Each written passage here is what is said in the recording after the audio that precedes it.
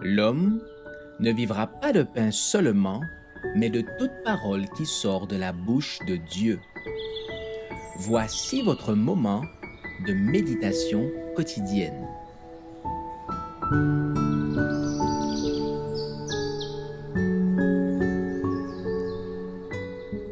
Avec Dieu chaque jour.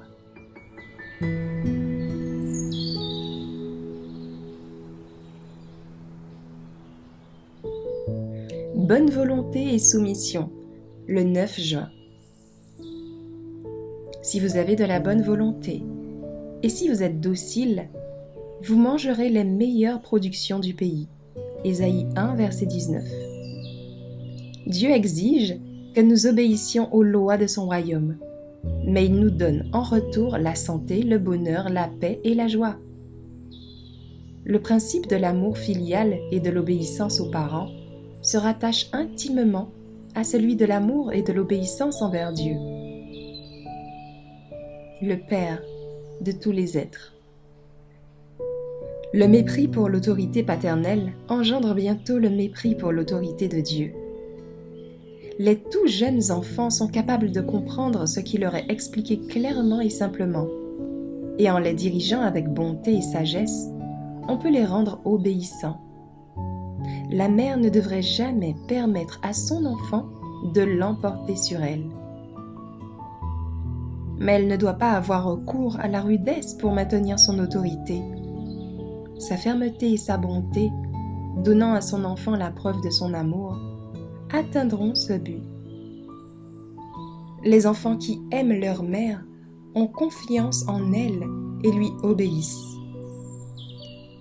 Ont fait leur premier pas dans le christianisme. Il faut qu'ils manifestent envers Jésus l'obéissance, l'amour et la confiance qu'ils témoignent à leurs parents. Une obéissance immédiate et continuelle aux sages directives des parents contribuera au bonheur des enfants, à l'honneur de Dieu et au bien de la société. Les enfants devraient apprendre que leur véritable liberté réside dans la soumission aux lois de la famille. Les chrétiens, eux aussi, doivent apprendre que la liberté consiste à observer la loi de Dieu.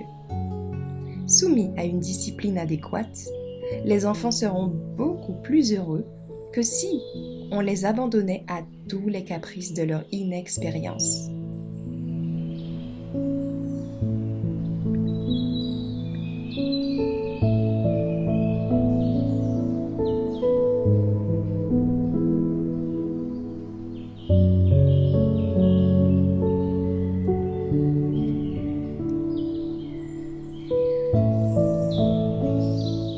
Merci d'avoir écouté cette présentation. Assurez-vous de nous rejoindre demain pour votre moment de méditation quotidienne avec lereste.org.